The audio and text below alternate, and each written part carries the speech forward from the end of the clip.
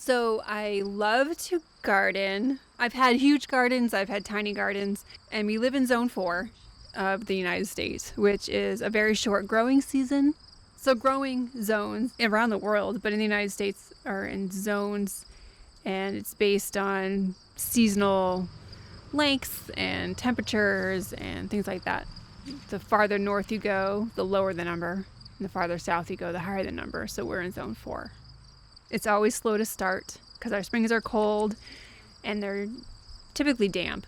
And then as soon as we get into mid-June, they just take off. And every day it feels like they've grown inches.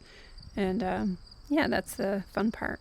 I just really enjoy seeing a plant start at a seed phase, and then you end up with so much produce you don't know what you're going to do with it. So I grow pretty much tomatoes. Got to get those sun golds in, and cucumbers. And then just things like storage produce, like onions, squash, things like that. My one advice to growing something in zone 4 would be grow cherry tomatoes. They love it. I don't know what it is. I guess they just, they're smaller and they're prolific typically. And it's just, yeah, every day you go down there, you have a brand new, ready to pick vegetable or fruit. For this year, the prize crop has got to be the onions. The best way for me anyway, to pick an onion is to find one that's fallen over on its own and it's definitely dried out.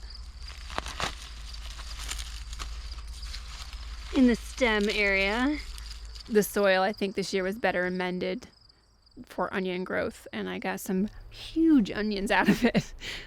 So they definitely took the prize.